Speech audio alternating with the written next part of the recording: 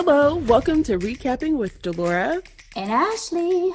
Please follow us on Instagram, Facebook, and Twitter at Recapping Podcast. Also, comment, rate, and subscribe on your favorite podcast platform. We're on all the things. We would love to hear your ratings of the movies and shows we review. Email us your audio file to recappingpodcast@gmail.com and we will play it during the show. Or DM us on Instagram and we will post and read it on air. Thank you guys so much for listening. Thank you. And we're back, Delora. So it is time to recap for a new week, Resort to Love on Netflix. Yes. Dropped on July 29th, currently number 9 in Netflix's top 10 in the US at the date that we're recording, guys. Don't hold me to that if it is no longer there.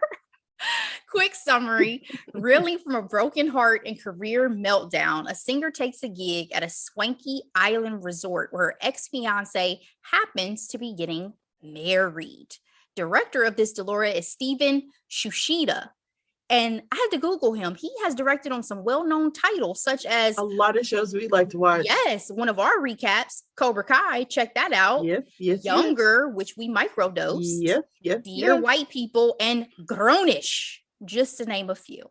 Miss Alicia Keys serves as a producer on this with her company, AK Worldwide. And this beautiful scenery was filmed on location on the East African island of Mauritius, which I read in an article. I read an article, or was it in the movie, that Mauritius rhymes with delicious? And I was like, that makes sense because everything about this movie was delicious for me. Amazing. From Caleb's abs to some of the water to dude. I mean, was coming correct. Caleb's abs is the top 3 reasons why I wanted to recap this film. Let's get into this cast real quick. We have Christina Milian as Miss Erica, our main character. We have me if you want to reach me. We have Jay Farrow as Jason. We have Sinqua Walls as Caleb. We have Timberly Hill as Amber. He's a star. He's gorgeous. We have Christiane Pitts as Beverly. We have Karen Obilom as Janelle. We have Alexander Hodge, aka Asian Bay Andrew, for Insecure fans out there. He plays Christian. We have TJ Power as Barrington. We have Gerald Prescott as Naomi. And we have Sylvain Strike as Claire. Reviews, Delora. Rotten Tomatoes, 50% critic score, 32% audience score. I could not find Google user score for this one, but now that we've watched Resort to Love, darling, give me your grade. All right, Ashley. I'm going to say a lot of what I have to say after the spoiler alert, but what I'm going to give this movie is a C-. Okay. This is just a glorified Hallmark movie, and it's just a little bit better in terms of like the actors and even the location. The fact that they were able to shoot there and not do a bunch of green screen was pretty wonderful. During COVID. But this movie gets a C-. How about you? It gets a C, so we're in the same ballpark. I came for the ease of a light summer rom-com and stayed for those views, like I said, of both the island and Caleb's abs. I will say I struggled throughout the film to take Jay Farrow seriously as a love interest. Good for you. Say spoiler alert, because I have a lot of things to say. It's not really a spoiler alert because he's seen in the clip. If you even just hit it on Netflix, you know Jay Farrow's in this film, and it's just a little tough. It was a little tough. No. I agree. But I'm glad that he's trying to expand his horizons, right? But I really enjoyed Christina Milian in this. Like, she had me laughing out loud at certain scenes in the movie. So, overall, light, airy, nice little summertime, Black love rom-com vibes out here on an island. It gets a C for enjoyability for me. All right. Spoiler alert, officially. Let's get into the recap. So to start the film, Delora, we meet our main character, Erica, on the brink of her big break as a singer with a cameo on a major artist record, Cree. But unfortunately, he destroys it at his album release due to a leak online of one of his tracks. I had 3 thoughts to start this film, Delora. First of all, I need an Amber in my life that can whip me up a top real quick from a dress. Exactly. I can't remember the last time I had heard Christina Milian sing. Oh, this whole show was like a passion project for her to be like, hey, I'm still a singer. Seriously. Because I was like, hold on. When the last time she dropped something? And then my third thought was yet again, someone reminding me of Kanye with Cree's behavior. You know, he gave me a mixture of Kanye and Drake vibes for sure. The light-skinnedness, I could definitely see that. Of course. What were your thoughts to start, Delora? All right, my initial thoughts. I love Christina Milian in rom-coms. Like, I love that she's the Afro-Latina equivalent of Candace Cameron Bure. You know what I mean? Like, I'm here for it. I loved her in Falling In, where the sexy guy from Sex Life, check out that recap, stars in with her. As I mentioned, I had to say the spoiler alert because I loved her in Falling In because she had a great looking co-star, because that's what makes rom-coms fun. But with her being with Jay was so bad, Ashley. I told Dave, I was like, I would rather sit back and have somebody pull on my eyelashes than watch him be somebody's love interest. Because it's the overacting for me. Like, he has such an animated face. Yes. That it's like it goes into camp. I can't take it seriously. You know what I mean? Yes. I was just waiting for him to bust out into an impression at every turn. Laugh. Turn. Yeah. It looked like he was going to laugh at every turn or something, you know? And maybe that's because I watched him on SNL. I don't know. No, for sure. Again, I think this is his attempt to kind of break out of that mold. You know, we have a lot of comedic actors who go this route and try some different things. I'm not sure romantic lead. Maybe he should try the drama first. Because romantic lead, even though it seems simple, it's not. Because, you know, we're looking for love. We're looking for vibes. Well, you know who knew the assignment? Caleb. Absolutely. Caleb knew the assignment. Absolutely. But the story, and we'll go further into it. The story didn't serve him as well as I hoped. Okay. Well, thank you for your initial thoughts. And I will say, to move forward, it was not Erica's night, because even after this whole unfortunate thing of her not getting her big break, girl, she's also reminded of a broken engagement we find out about to start the film, because there was a street performer singing a rendition of Alicia Keys' No One. That was going to be her wedding song to her fiance, who basically left and moved to Charleston for another job. Delora, this is a question I don't even know the answer to. What was your wedding song? Oh, thank you so much for asking me. This is making me smile. Our wedding song was Come Away With Me by Norah Jones. Oh, that's a nice mood and vibe. Oh, that's beautiful. No One Didn't Touch Me as a wedding song. Not at all. You know? Not at all. Because the way Alicia screams in that song just takes me out of what she's actually saying. Yeah. Granted, later they talk about using Diamonds by Rihanna, and I was like, that's not a wedding song either. It is not. What You'd are we be better off talking about? singing the Beyonce 1+1. You know what I mean? Exactly. A Beyonce song is on my list if I ever walk down the aisle. Ave Maria is one that I think I would absolutely walk down the aisle to. I think that's beautiful. Amber once again proved film sidekicks are unspoken MVPs, because she scored Erica a gig as a singer at a beautiful resort, Mauritius, as we've already mentioned. But you know what killed me when she first arrived, Laura? This chick was wearing Timbs. Who wears Timbs? Very New York. Very New York. An exotic island resort. That is so New York. It is. I follow a lot of New Yorkers, and they take, especially, you know, Black or Afro-Latinas, they take pride in, like, yo, I'm from the Bronx, and let me get my NYC cap and my Timbs, you know. And I totally get it, but wheat Timbs have their place. And I have about 5 pair of Timbs. In the sand. Yes, I have about 5 pair of Timbs in my closet that have not been broken out. Why? Because I live in Florida, and I refuse to be walking around wearing some Timbs in Florida. But do you, Erica, just my little thing anyway, a little snag in this gig, Delora? Erica was not aware that she was going to have to sing at weddings. Dum, dum, dum. Mm-hmm. That first wedding that she had just a full meltdown as she was singing absolutely reminded me of Adam Sandler on The Wedding Singer. It cracked me up. Delora, would you have fired her after this? Oh, absolutely. I was surprised that the manager came off so much as a hard ass, allowed her to keep her job, frankly. Exactly. Because I actually didn't find it funny. I was cracking up. Because for me, I'm watching this and I'm like, when are they going to cut this? It's still going. Why is this still going? Secondhand embarrassment. That's what I got. I cracked up both times I watched it. I think it was the physicality, the way that she was doing everything, dropping to the floor. And then you just see everybody, you see the one chick in the audience, is she for real? You see the bride looking around like, this has to be a joke. Like, y'all cannot really have this chick up here singing like this. So I would have fired her too, though, because ain't no way.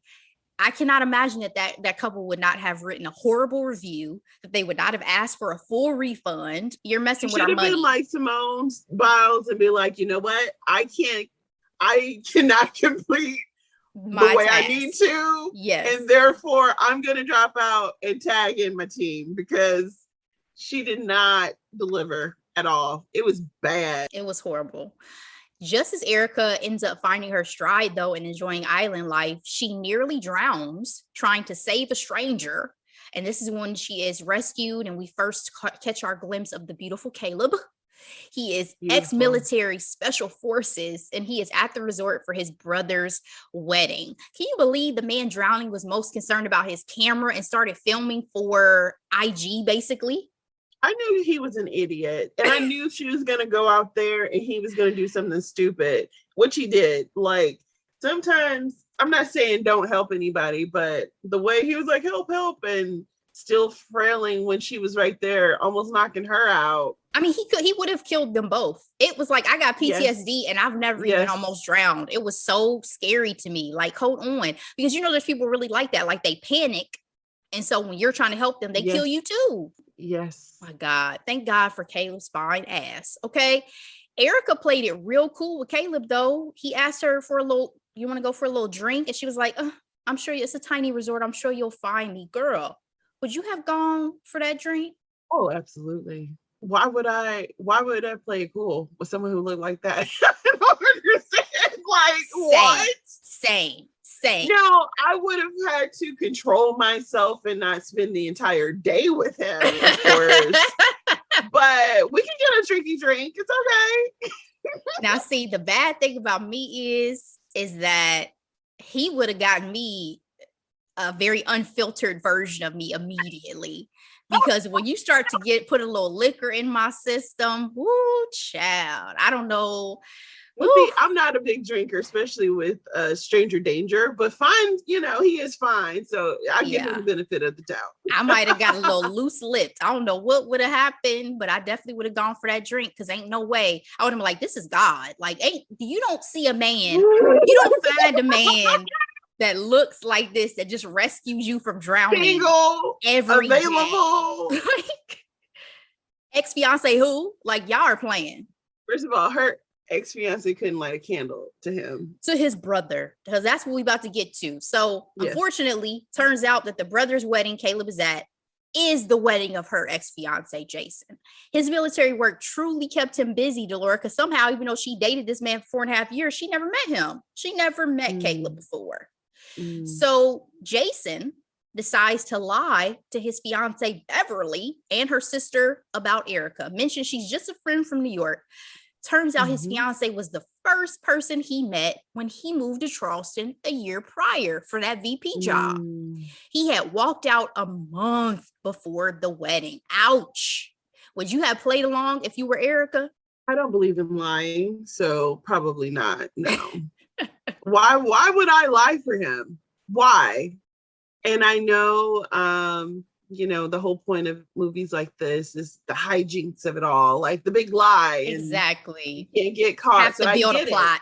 Yeah. Of course, I get it. But I don't know. I have to say the timeline was kind of confusing for me though, watching it, even the second time, because I was like, so how long were they broken up? Because A how year. long?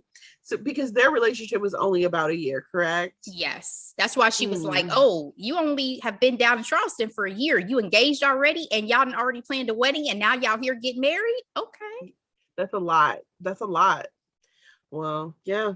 I think I would have been so taken off guard that I may not have said anything initially because I just would have been so overwhelmed by the reality of like what's unfolding. I may have been a little paralyzed in the moment, but I don't know if I would have played along as long as Erica does, because to your point, why? Like, I don't owe you anything. You walked out, you dipped a month before the wedding. So I might have been a woman scorned and been very upset and really handled this in a way that would have hurt you and blew up your life potentially. Why wasn't his fiance suspicious enough of her though? They made her very up in the clouds in that regard too, because I definitely felt like the way we saw it as an audience, you felt those vibes.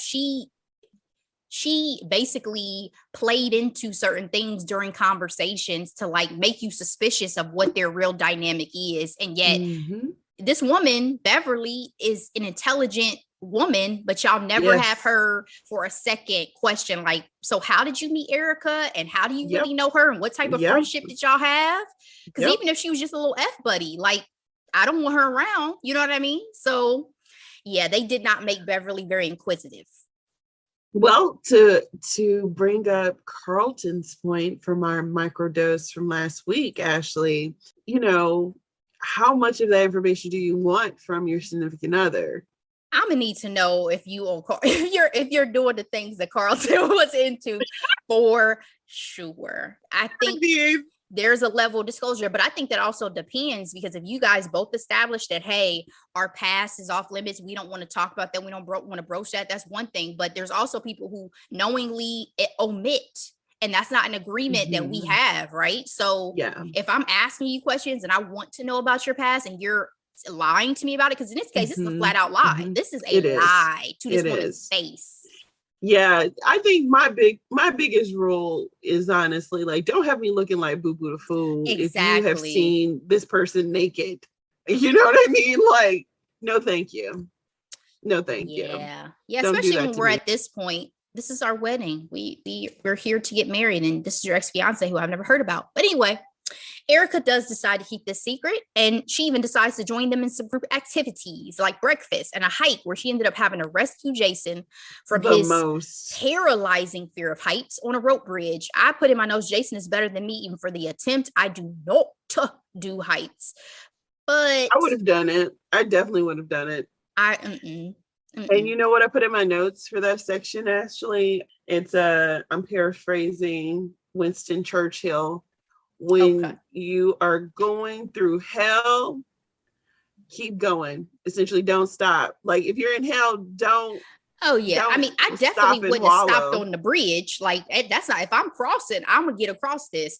It's funny because both Caleb's character, the actor who plays Caleb, said he sprinted across it because he was afraid, and then Christina Milian said, I only went about 30% out, and then I came back because I don't do heights. I would have been Christina. I would have been like, okay, I'm gonna give y'all shots so y'all can CGI my face.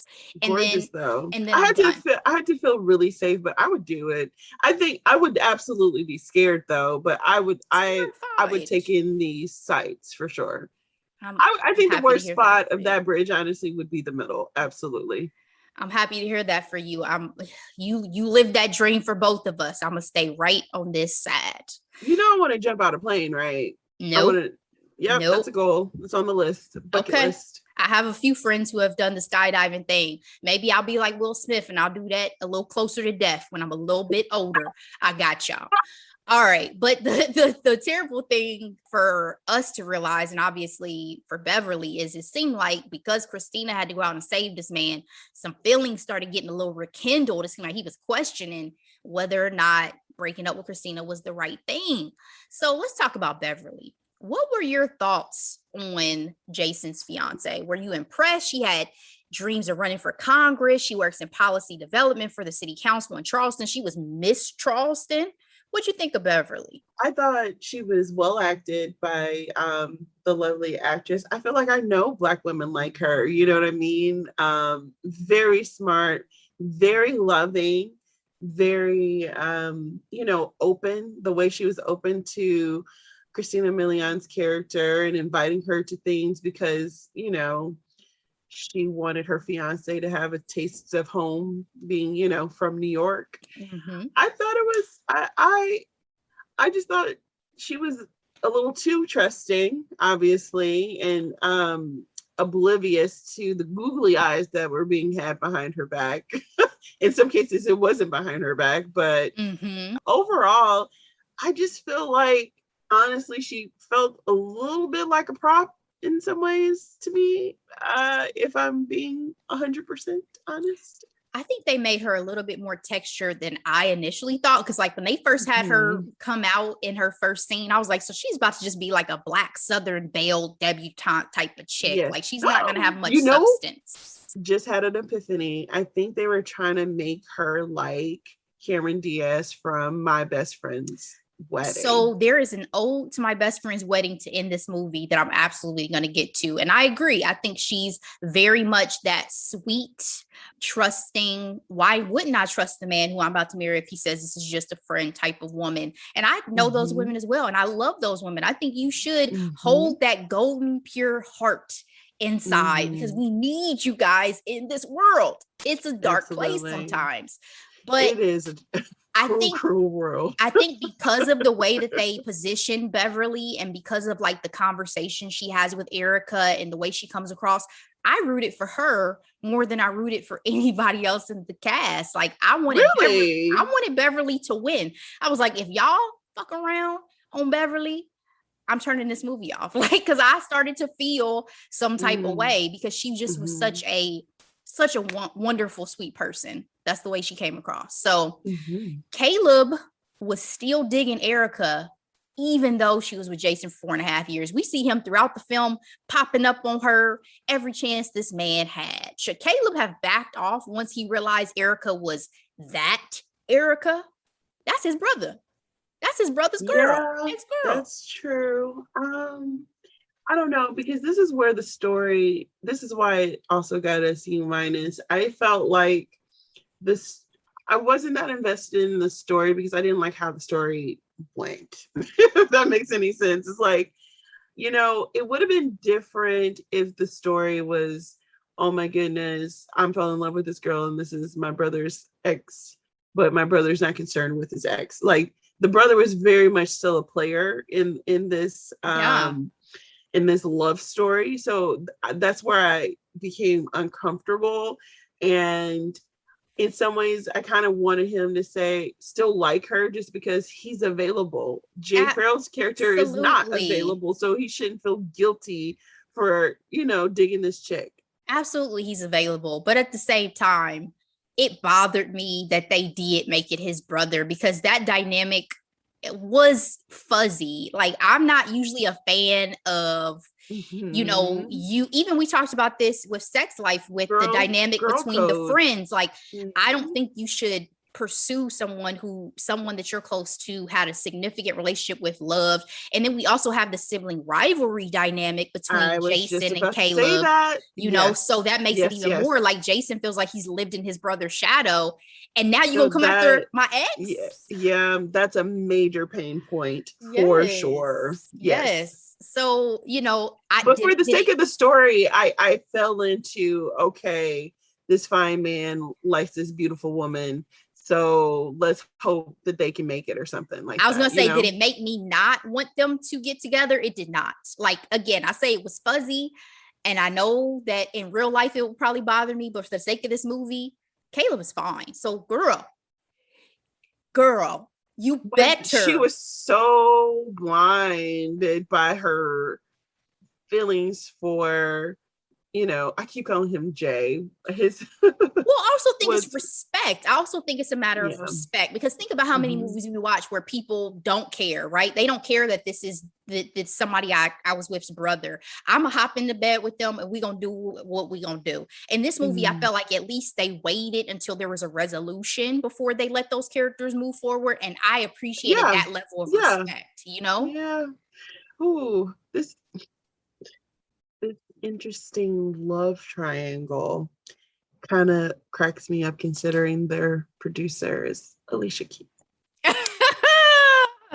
And I still feel so. Alicia Keys shocked me with the way that her love life unfolded with Swiss Beats. They just celebrated their 11th wedding anniversary. They're in the teens and now. The way the Shade Room comments are undefeated. The comments were, sometimes your soulmate is another woman's man. Yeah, stop it. Y'all trifling. Y'all are so trifling. Go get him, sis. Get him. This goes back to Portia on Real Housewives. I don't want somebody's husband. I want your husband. I want your husband, sis. So, y'all trifling. Anyway. I could not. Jason's second thoughts about leaving Erica led to multiple attempted meetups and an almost kiss at Beverly's bachelorette, which of course Erica attended. Beverly had some pipes though. I wasn't ready. I hate that song. The girl can sing. That's what shocked me. Yeah. Most people like her can. They're like, not most people like her. No. But the Southern Belle, right? She's beautiful, she's stylish, she's educated, she can cook, she wants clean, to be your wife, she's traditional, and she don't get that ring. Yeah, you know what I mean? Yeah, very like Reese Witherspoon. Shout out to everybody who picked up what I just did there. All right, when Jason's parents arrived, who Beverly had never met, his mother put on a show. Was it child abuse, Delora, that she used his body as a shawl on picnics? Oh my gosh, I didn't understand that at all. Naomi was a trip. It also was a red flag because mama's boys are not it. There's not it when it comes to relationships. It's like, at the end of the day, keep them, sis, keep them. If you're going to make this a competition, which it should not be. I think in this case, at least he didn't feed into it. That's the difference between the real mama's boys. True. They're like, sure, mom, yes, mom, da da da. And you saw Jason kind of fighting against that, but she was entertaining as hell. And I appreciated them putting her craziness into the film, because it was definitely entertaining to watch. Sensing the second thoughts and his own feelings, Caleb popped up at Erica's the night before the wedding. Do you think ultimately that Caleb's interference and presence throughout the film saved Jason and Erica from making a mistake?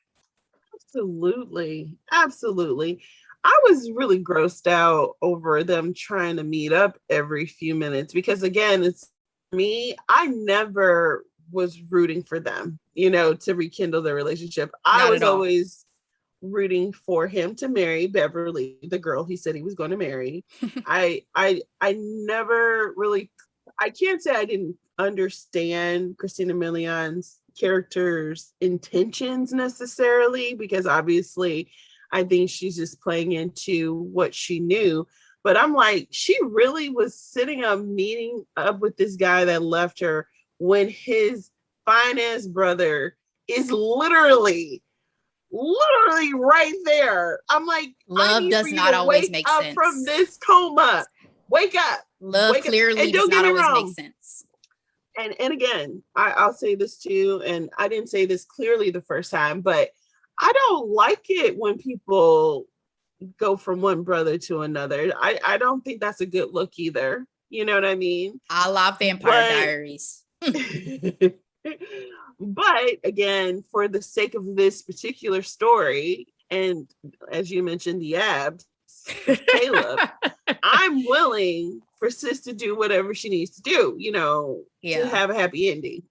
Delora, we are so superficial that we're letting the beauty of this man block all of our good sense, but it's okay because he is fine.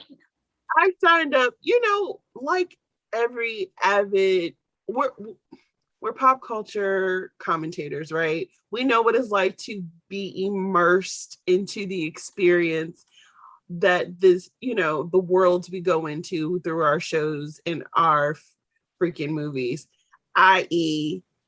Game of Thrones, rooting for Khaleesi and Jon Snow to be together. Even though that's his auntie. Even though that was his fucking auntie. Okay. Like, they did not have to say that during the scene they were actually finally getting together either. That was so upsetting. That was so upsetting. GOT fans, where y'all at? Let us just have that romance before it's completely, blown up in our face. That would have been more impactful, actually, because granted, they didn't have really great chemistry. Let's keep it one. I always wanted them to be together, but when they finally got together, no chemistry.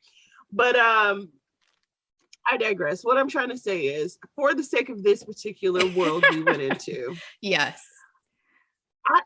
I don't agree with, because I think it looks bad on the girl when she goes from one brother to another. You know what I mean? It's not a good look. And it's also it's not healthy necessarily unless there's extenuating circumstances and somehow everybody resolves that this is okay and it's in the best interest, because then it's messy. Of the fall. You got his mama looking at you sideways like, oh, you mess with both my sons. Okay, like, can you imagine Naomi is gonna be talking shit about you for the rest of your life? It's a lot. Yeah. But again, I'm with you. This is great for me because, it's not as black and white as some of my previous comments about love or relationships, because he's just so fun. All right. Unfortunately, on the day of the wedding, Jason's mom sees Erica and spills the beans on who Erica really is. Beverly bolts with Delora. Dropped the ball with that.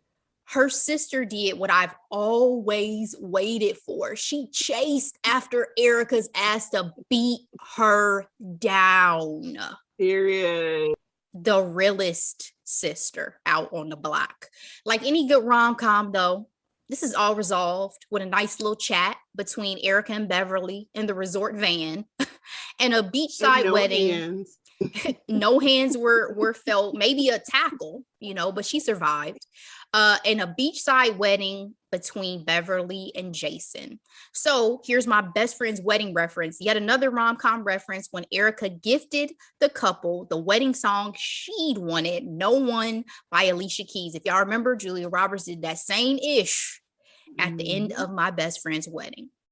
Caleb and Erica finally get together as well in the end. But Laura, will they last? Because is he gonna move to New York? We saw that, Erica was so gung-ho while staying in New York about her career, she wasn't moving to Charleston. So is this gonna work out, or we just gonna let that be a cute little memory in Mauritius? Ashley, I honestly don't want to think that hard about this movie.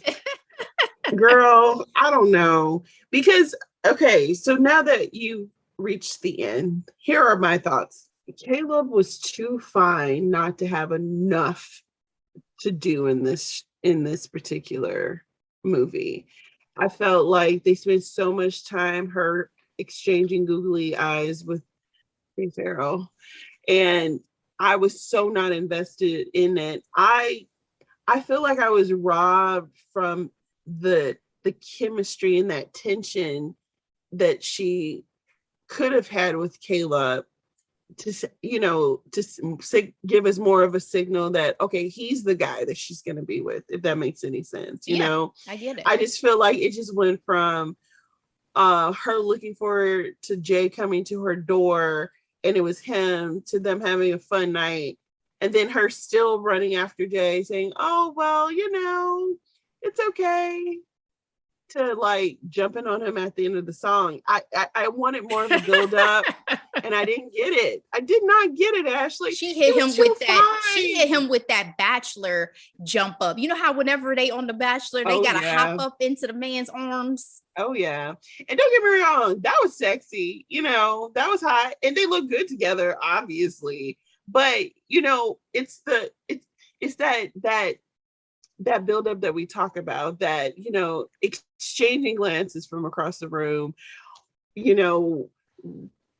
slightly touching hands. You know, that Yeah. that beautiful, like, you know, It was a butterfly little shallow stage for you in was terms of the love. extremely shallow. And Yeah. I felt like she spent too much time with a man who did not know how to act. Yeah, like I said, I agree. I think if they had cast somebody else instead of Jay Farrell in that role, it probably wouldn't have been a little more weighted. It may have been a little meatier. But at the end of the day, you know how we talk about, oh, we've done certain bubblegum TV like Emily in Paris. This is cotton candy film because it dissolves in your mouth and I forget all about it. Like, I'm not going to remember this movie in a week, but it was super surprised cute. You wanted to recap it. Well, so guys, when we were going to recap initially, it's just a little bit heavier, not super heavy, but just, you know, some information, some facts out there. We're going to get to it, but I was like, hey, it's still summertime. This just dropped. Why not talk about it's something like light and fluffy? Right. Light and fluffy. Again, it's just like we do bubblegum TV. This is cotton candy film. Okay. Absolutely. Absolutely. My final thoughts though, first of all, shout out to Erica's Island hairstylist because those ponytails were the bomb. I don't know who whipped up that I Dream of Jeannie and the one really long one with the like attachments, but I'm here for it and I'm gonna recreate some of those eventually. But I was left with a question, and this is deep for, as I just mentioned, cotton candy film. But do you have to need someone to really make a relationship work? Because I feel like they kept kind of coming back to that in terms of why his relationship with Erica didn't work versus his relationship with Beverly, Jason's. Because she's like, this was my dream. And Erica's like, marrying him was never my dream. And I didn't need him and I should have needed him. Delora, you're the married one. What do you think about that idea of your husband needing to be, or at least a family dynamic needs to be your dream and needing someone to really make the relationship work? I believe in a marriage or in a successful long-term relationship that you need two independent individuals. I feel like when you start the conversation of needing people, you kind of rabbit hole into codependency. And I think that's a dangerous, toxic place to be in a relationship. I feel like I would expect him to have respected her wanting a career and understanding that this is everything we do in life are chapters. That's just a chapter in her life. So in this particular chapter, she's not home as much as she would be in another chapter. You know what I mean? It's kind of like that conversation of having it all, but just not having it all at the same time. Yeah. It was a little disappointing to me that they included that because I felt like they wanted to present Beverly as this empowered woman who had a man who was going to support her. And yet I still feel like you're falling back into like traditional tropes of trying to say that this man, though, was her dream, her real dream. And, you know, not to say that I do not value and respect the opinions of, for sure, women who want to, you know, be stay at home and be a family structure and make that be their priority in life. But I think there's room for both. And I think that in terms of Christina Milian, I think what their relationship came down to was a lack of communication, because you're telling me neither one of y'all talked about the issues y'all were having. You just got up and dipped one day and was never to be seen again. Like, that's a communication issue. You could have told her, hey, I feel like you're working a lot. Do you still want to be in this? Because remember, even at the end, Christina's like, if you hadn't called off the wedding, honestly, I probably would have. So let's be honest and let's be clear about where we're at and what we're doing, and not make it seem like, oh, you didn't need me. I'm a man and you didn't need me. And that's the central reason why our relationship didn't work out. So I was a little bit disappointed in that. But again, that's me getting real deep on, on some cotton candy film. But I appreciate your wisdom as always, Delora, because I take these gems with me in my life. Okay. All right. And speaking of your wisdom, speaking of gems, honey, it's time for hidden gems. So hit me with your hidden gems this week. All right, Ashley, I have 2 this week. So my first hidden gem is an ill-fated series. It literally only had 1 season. It was on the CW. It's called Life Sentence. It came out in 2018. It has about 13 episodes. It's a dramedy, It's starring Lacey Hale. You know her from Pretty Little Liars. And essentially, it's about a young woman who was battling aggressive cancer. Everything that she did was essentially gearing up for her death. So her family was very protective. She managed to find the love of her life. And, he was protecting her and taking care of her.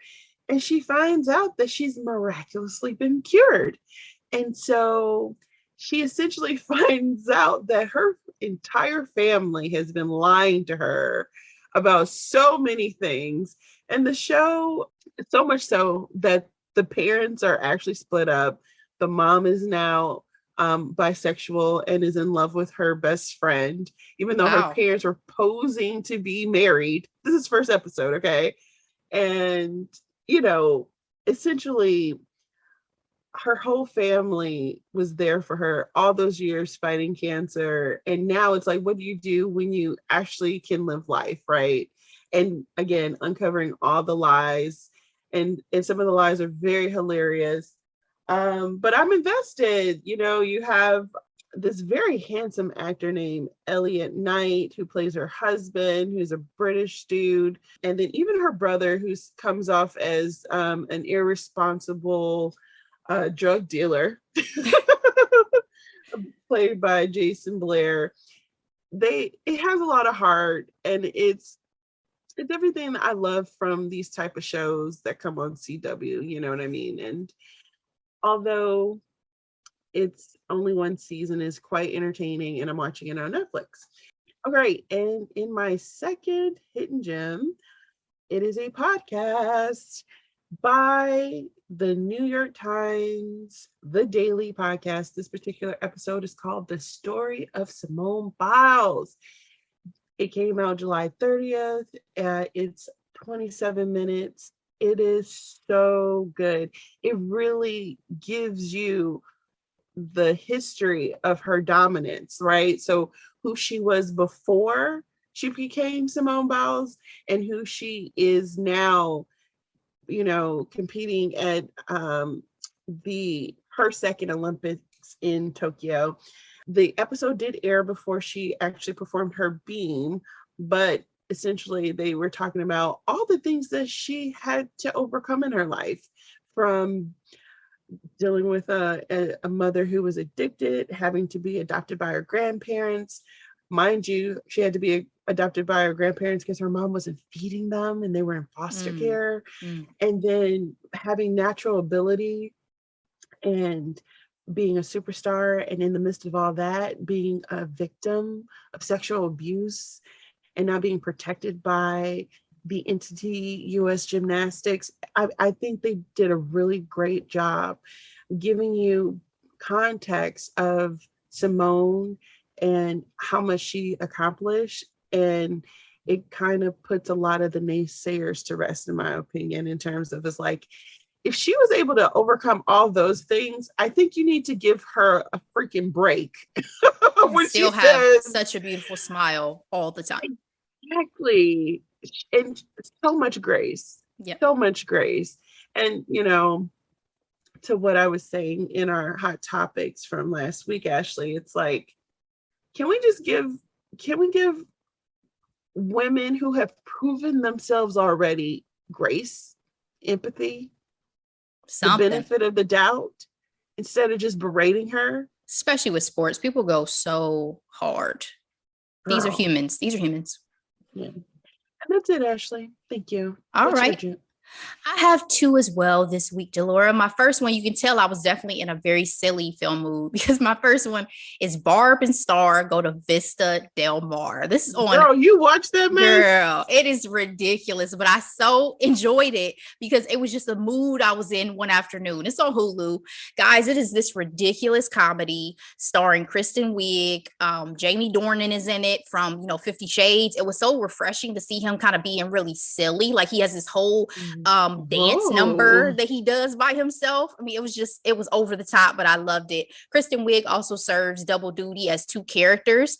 I just basically said it's light and ludicrous. So if you're in the mood for anything that is super goofy humor with some nice little backdrops, they do take a little trip to Florida, which is Vista Del Mar. Check this out on Hulu. My second, Lux Listings Sydney on Amazon. Oh, I live for a good real estate show. You sure do. I came for the real estate and I stayed for Delene. Two agents star. It's Delene and Gavin, and one buyer. His name is Simon. Of all the real estate shows I've watched, this is the first time that I got to see real estate auctions, which was fascinating. They still have a lot of over the top extravagance of like selling Sunset because, you know, there's millionaires, billionaires, all of that are purchasing these homes. But it was just a bit more competitive because you had like Gavin throwing shots at Delene the whole show. You had Simon. He tries to lowball everybody, even though he's friends with everybody. He comes in very competitively as a buyer for his clients. It was just like a different energy of the cast, I guess I should say. But I really enjoyed it. And I love seeing the real estate in Sydney, Australia. Like, it was dope. Very much like one of the clients referred to it as like birdhouse living because it's very stacked. Like it's interesting on like the coast how their designs are, but I'm here for it because again, I love real estate. I love architecture. Just watching it was luxe and beautiful. So Lux Listing Sydney, I cannot wait for season 2. That was only season 1.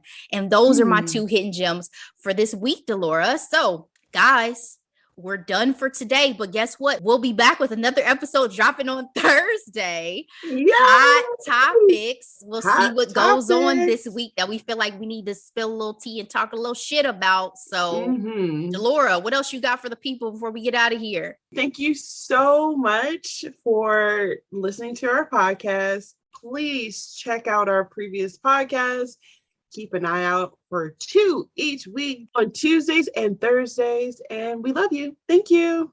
Guys, remember, follow us on all the things. Tell your family, tell your friends. We want to spread the word. Please give us a shout out on anything, any type of social media, and we will see you next time. Bye.